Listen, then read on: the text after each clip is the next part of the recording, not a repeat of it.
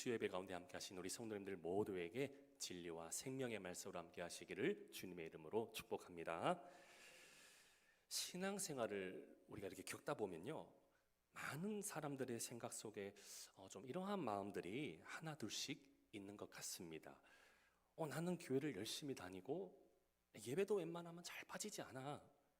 그래서 나는 어느 정도 신앙은 잘 지키고 있어.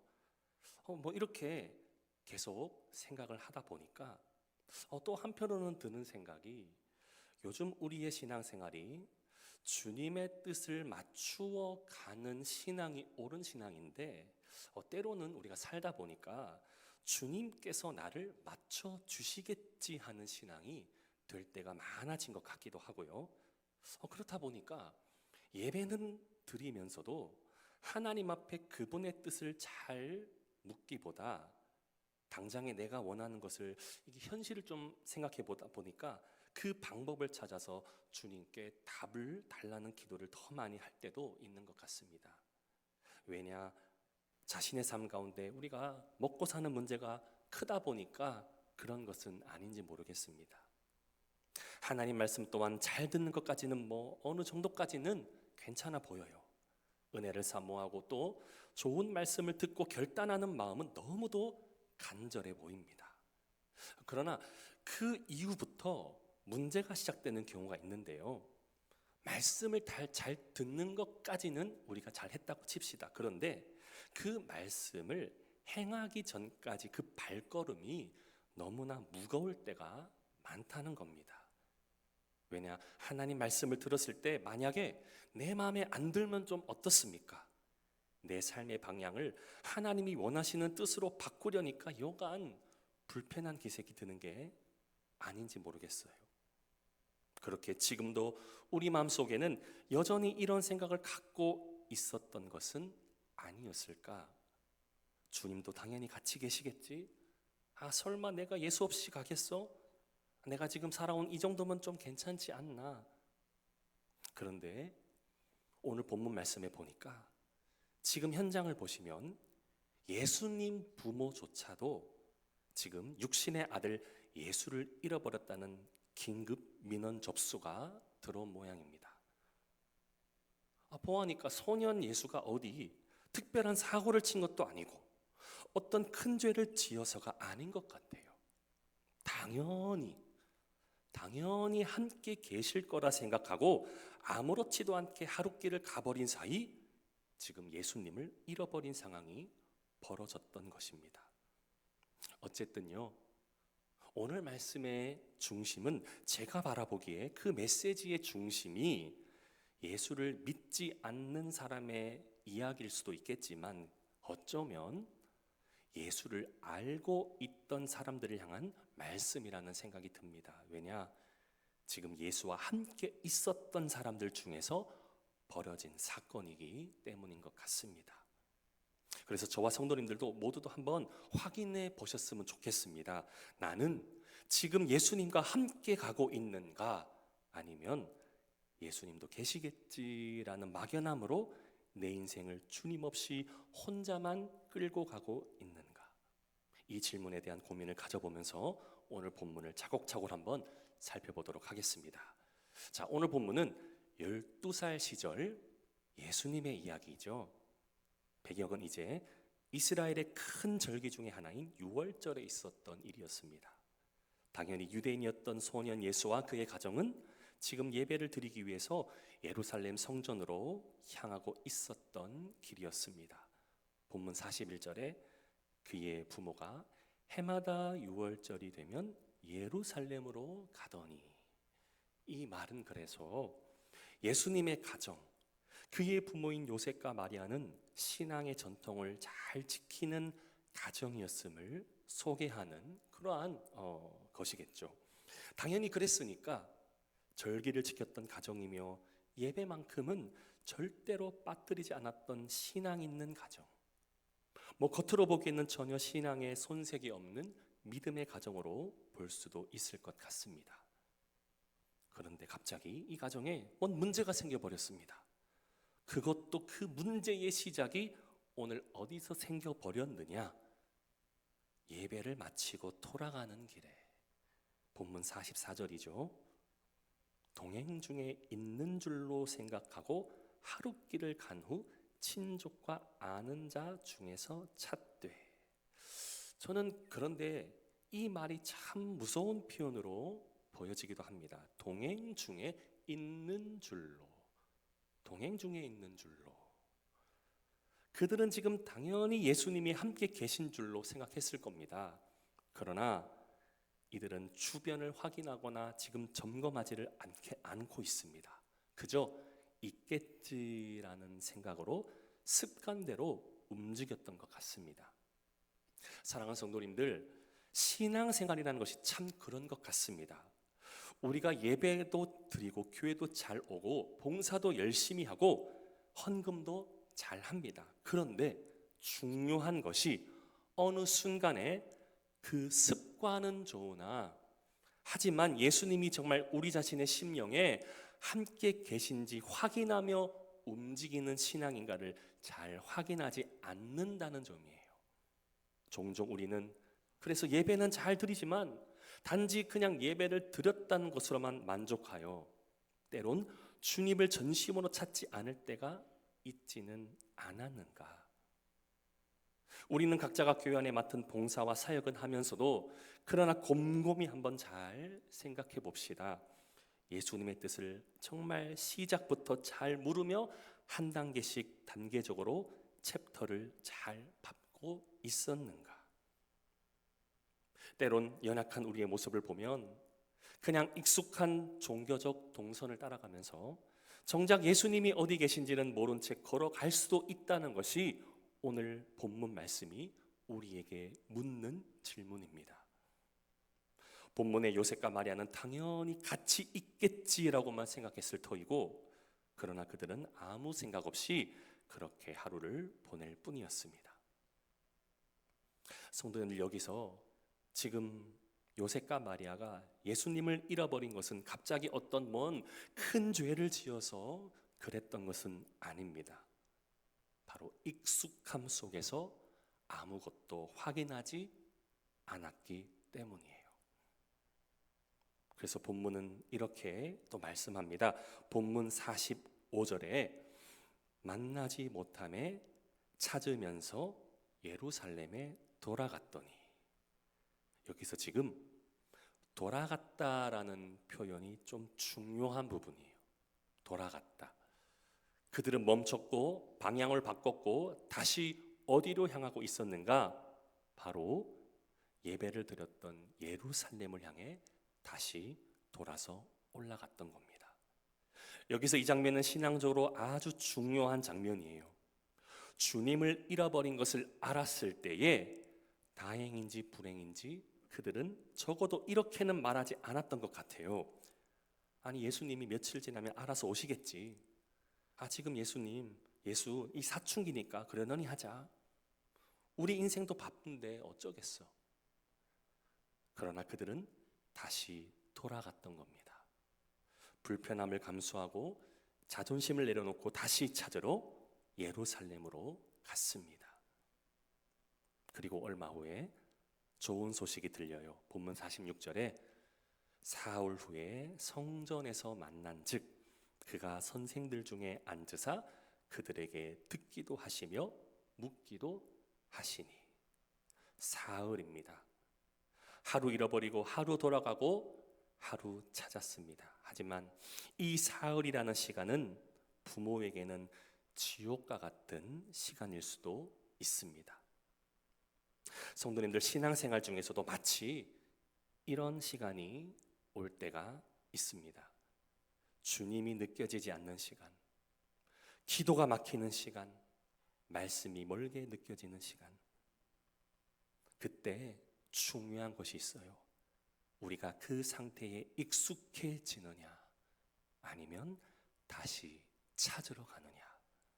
본문의 요셉과 마리아는 그래서 잃어버렸네 하고 포기하지 않았습니다. 이상하네 하고 이 상황을 지금 넘겨버리지 않았습니다. 성도님들, 신앙은 주님 앞에서 단지 완벽함을 보여주려는 것이 아닙니다. 우리는 때론 어떤 일을 하다가 실수로 뭔가를 잃어버리기도 할 때가 간혹 있습니다. 그런데 진짜 기억해야 할 것이 무엇이냐면요, 진짜 신앙이 결정될 때는요, 비록 우리의 삶의 주님을 잃어버렸다고 느꼈을 때에 익숙해져 있는 상태로 머무는 것이 아니라 다시 주님을 기억하고 찾는 삶이 되어야 하는 줄을 믿으시기를 바랍니다. 지금 익숙함 속에 그러려니 하다가 예수를 잃어버린 거예요. 그런데 잃어버렸을 때에 우리의 신앙은 어디로 향해야 되는가? 그냥 그 익숙함 속에 그러려니 하고 주님이 날 찾아와 주시겠지라면서 그냥 막연하게 기다려야 하는가? 그러나 오늘 말씀은 분명하게 가르쳐 줍니다. 잃어버렸다고 느꼈을 때에 다시 돌아와 주님을 기억하고 찾는 삶이 주님께서 원하시는 신앙인 줄을 기억하시기를 바랍니다. 자, 그럼 이들은 지금 예수님을 어디서 찾았습니까? 본문 46절 중반에 기록되어 있죠. 중반쯤에 성전에서 선생들 중에 앉으사 듣기도 하시며 묻기도 하시니. 저는 참 이 장면이 참 은혜롭게 느껴집니다. 12살 되신 소년 예수, 지금 성전 한가운데 앉아 율법 교사들 사이에서 듣고 묻고 대답하고 있습니다. 여기서 중요한 포인트가 되는 위치가 어디를 가리킵니까? 성전. 오늘날로 말하자면 교회가 되겠지요. 예수님은 이 12살에 지금 같은 오늘날 아이들 같으면 얼마나 이리 뛰고 저리 뛰는 모습이었겠건만, 그러나 예수님은 방황하고 계시지 않았습니다. 도망가 계시지도 않았습니다. 다른 데 놀러 가 계시지도 않았습니다. 그분은 지금 어디에 계십니까? 지금 아버지 집에 계셨습니다. 즉 말씀의 자리, 진리의 자리에 계셨다는 것입니다. 이건 지금 오늘날 우리에게도 아주 중요한 메시지를 주는 부분이에요. 오늘날 우리는 예수님을 잃어버렸다라고 느꼈을 때에 어디서 다시 만나야 합니까? 우리가 예수님을 잃어버렸다고 느낄 때 우리는 어디서 그 주님을 만나야 되겠습니까? 우리의 어떤 감정과 기분으로 만나야 되겠습니까? 혹은 좋은 경험 속에서 만날까요? 혹은 훌륭한 사람들의 말 속에서 만나야 할까요?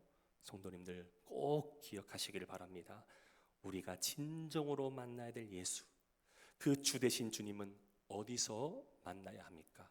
바로 말씀의 자리에서입니다. 예배의 자리에서입니다. 하나님의 임재가 약속된 그 자리에서인 줄을 기억하시기를 주님의 이름으로 축복합니다. 주님이 어디 계신지 잃어버렸을 때에 우리는 돌아설 때에 그 주님 어디 계시는지 분명하게 우리가 알 때에 하나님의 말씀으로 돌아오셔야 됩니다. 하나님의 말씀과 함께 할 수 있는 예배 자리 가운데로 돌아올 수가 있어야 합니다. 우리가 잘 아는 누가복음 15장의 둘째 아들, 아버지 집에서 있었을 때의 모습과 아버지 집의 집을 벗어났을 때의 아들의 모습이 어땠습니까? 그런데 그가 다 잃고 나서 아하, 내가 이렇게 살면 주려 죽겠구나라고 했을 때에 아들이 다시 돌이키고 기억했던 것이 어디였습니까? 바로 아버지의 집이었습니다. 아버지의 집을 기억해야 되는 거예요. 우리가 잃어버리고 방황하고 뭔가 지금 갈팡질팡할 때에 아버지 집을 놓치면 오늘 요셉과 마리아가 놓쳤던 이 지금 현재의 광경을 우리도 겪을지도 모른다는 거예요. 따라서 오늘날 다시 한번 우리가 주님을 다시 만나고 싶다면 어디로요? 다시 예배의 자리로 가야 합니다. 다시 말씀의 앞으로 돌아가야 합니다. 다시 기도의 자리에 앉아야 할 줄을 믿습니다. 그래서 요셉과 마리아는 거리에서 찾지 않았습니다. 숙소에서 찾지 않았습니다. 어디로 갔던 거예요? 성전으로 갔습니다. 성도님들, 잃어버린 예수는 언제나 아버지의 뜻이 있는 자리에서 발견되는 것임을 믿으시기를 바랍니다. 그래서 마침내 부모가 소년 예수를 만났을 때에 마리아는 이제 이렇게 말합니다. 본문 48절에 그의 부모가 보고 놀라며 그의 어머니는 이르되 아이야 어찌하여 우리에게 이렇게 하였느냐 보라 내 아버지와 내가 근심하여 너를 찾았노라. 그런데요, 부모로서 인간적으로 요셉과 마리아의 말은 현실적으로 충분히 이해가 됩니다. 부모의 입장에서 보면 얼마나 놀랐겠습니까? 너무 지금 자연스러운 일일 수가 있겠지요. 그러나 예수님의 대답을 조금 들어보시겠습니까? 예수님의 대답이 본문 49절에 예수께서 이르시되 어찌하여 나를 찾으셨나이까? 내가 내 아버지 집에 있어야 될 줄을 알지 못하셨나이까? 하시니. 성도님들께서는 방금 예수가 한 말 어떻게 들려지십니까? 반항처럼 들려지십니까? 부모에게 무례하게 행동하는 것처럼 보이시나요? 아닙니다. 영적인 측면에서 본다면 지금 예수님께서는 자신의 위치와 자신의 모습을 정확히 알려주고 있는 거예요. 즉 그분의 정체성이 어디로 향하는지를 가르쳐주고 있는 부분이라는 것입니다. 예수님은 자신이 누구인지 알고 계셨던 거예요. 또 자신은 지금 어디에 속한 존재인지를 알고 계셨습니다. 그리고 자신이 무엇을 위해 살아야 하는지를 알고 계셨습니다. 나는 하나님의 아들입니다. 나는 아버지의 뜻 안에 있어야 됩니다. 나는 그래서 우연히 지금 아무 할 일 없이 성전에 있는 것이 아니라는 겁니다. 이것을 통해서 이 자리에 함께하고 계신 우리 수요예배 가운데 우리 성도님들 한번 그래서 질문해 보셨으면 좋겠습니다. 이 말씀을 들으셨을 때에 한번 이 질문 앞에 우리가 속으로 한번 대답을 해보셨으면 좋겠어요. 나는 누구의 집에 속한 사람인가? 나는 무엇을 기준으로 살고 있는가? 나는 어디에 있어야 할 사람인가? 성도님들, 오늘날 왜 많은 신앙인들이 예수님을 잃어버리고 있을까요? 그것은 예수님을 몰라서가 아니라 예수님의 자리가 오늘날 세상의 영향으로 인해서 자꾸만 두 번째, 세 번째, 네 번째로 밀려나고 있기 때문입니다. 세상의 벽에 예수보다는 현실이 먼저라는 개념이 먼저가 되어버리니까 어떤 사람들은 공부가 먼저 또는 일이 먼저 혹은 사람의 기대가 먼저가 되다 보니 예수님은 그냥 우리의 현실 속에 보이지 않게 그리고 막연하게만 그래도 같이 있어 주시겠지, 같이 있어 주시겠지라고 생각만 하는 분이 되고 있었던 건지도 모르겠습니다. 그러나 오늘 본문의 예수님께서는 자신을 분명하게 증거하시죠. 나는 아버지 집에 있어야 한다. 그렇기 때문에 이 부분은 예수님께서 지금 우리에게도 동일하게 묻고 있는 질문이라는 거예요. 하나님의 자녀는 어디에 있어야 합니까? 하나님의 자녀는 어디에 머물러 있어야 합니까? 그런데 오늘 본문의 말씀은 여기서 끝나지 않습니다. 아주 중요한 말씀이 마지막에 한 번 더 나옵니다. 본문 51절 한번 보시겠습니까? 51절에 예수께서 함께 내려가사 나사렛에 이르러 순종하여 받드시더라. 그 어머니는 이 모든 말을 마음에 두니라. 놀랍지 않습니까? 이미 자신의 정체성을 아시고 하나님의 아들임을 아시고 아버지의 뜻을 아셨지만 오늘 본문의 예수님께서는 육신의 부모에게도 순종하셨습니다. 여기서 우리는 성숙한 신앙이 무엇인지 하나 더 볼 수 있어야 합니다. 성경이 안내하는 성숙한 신앙은 말씀만을 많이 아는 것이 아닙니다. 정체성을 주장하고 자기 뜻을 관철하는 것만도 아닙니다. 성숙한 신앙은 주께서 맡겨주신 자리에서 온전히 순종할 수 있어야 할 줄을 믿습니다. 그렇기 때문에 오늘 예수님은 아버지 집에 있어야 할 분이었음에도 동시에 그 뜻을 이루는 과정에서 놓치지 않았던 것, 가정의 질서 안으로도 순종하셨다는 겁니다. 다시 한번요. 예수님은 아버지 집에 있어야 할 분도 아셨지만 동시에 놓치지 않았던 것, 그 소년 시절에 그 뜻을 이루는 과정과 동시에 가정 속에서의 질서도 지키기를 원하셨던 분. 그렇기 때문에 오늘 본문의 마지막이 이렇게 끝나게 되죠. 본문 52절에 예수는 지혜와 키가 자라가며 하나님과 사람에게 더욱 사랑스러워 가시더라. 이 구절은 예수님 청소년기 시절의 요약입니다. 단 한 번 이 구절 속에 나옵니다. 오늘 이 말씀은 우리에게 방향을 제시해 줍니다. 신앙은 어느 날 갑자기 완성되는 것이 아니고 하루아침에 깊어지는 것도 아닙니다. 성도님들, 신앙은 잃어버린 것의 삶에 바른 것을 찾고 깨닫고 순종하면서 자라가는 것임을 기억하시기를 주님의 이름으로 축복합니다. 예수님조차도 성전에서의 깨달음 이후에 곧바로 공생애로 가지 않으셨습니다. 나사렛으로 내려가서 부모의 순종의 가정 공동체로부터 온전히 성장하셨습니다. 전 우리 봉독에 속한 모든 다음 세대들도 우리 성도님들이 기도해 주셨으면 좋겠습니다.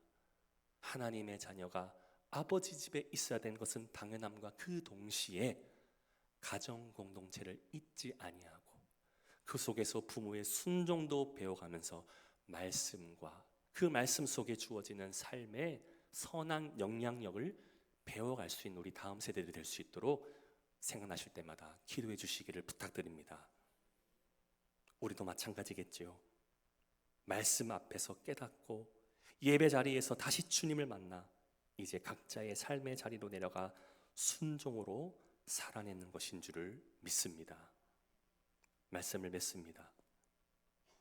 오늘 본문의 첫 시작은 예수님을 잃어버렸다라고 시작한 그런 이야기였지만, 그러나 결론은 예수님을 다시 발견했다라는 내용으로 끝나는 이야기입니다. 오늘날 우리가 주님을 잃어버리고 있는 궁극적인 이유는 우리의 모습이 단지 연약하고 무지해서만이 아니라 기억하셔야 됩니다. 신앙이 어떤지를 잘 확인하지 않았던 것에서 시작되었다라는 거예요. 주님을 잃어버리는 가장 궁극적인 이유, 신앙의 점검이 없었기 때문. 예수를 몰라서, 말씀을 몰라서라기보다 확인하지 않았던 우리의 신앙, 그 신앙이 오늘 요셉과 마리아가 사흘 동안 고생하면서 놓치고 있었던 아들 예수. 그러니 오늘 우리에게도 묻습니다. 나는 지금 예수님과 함께 걷고 있는가? 아니면 그냥 계시겠지라고 생각하면서 혼자만 가고 있었던 것은 아니었을까? 그리고 만약 잃어버렸다면 그 주님은 지금 어디에 계시는가? 오늘 우리는 분명하게 배웠습니다. 어제도, 오늘도, 내일도, 미래도 우리 주님께서는 항상 변치 않는 아버지의 집, 말씀의 자리, 예배의 자리에서 우리를 기다리고 계시는 줄을 믿으시기를 바랍니다. 성도님들요, 우리 신앙은요, 다시 주님이 함께 하시는 그 자리로 돌아가는 것, 그것이 신앙의 회복의 출발인 줄을 믿습니다. 따라서 사랑하는 봉독회 모든 성도님들에게 오늘 이 말씀 앞에서 우리가 모두 잃어버렸던 예수를 다시 찾는 은혜 시간이 될 수 있기를 우리 주 예수 그리스도 이름으로 간절히 축원합니다.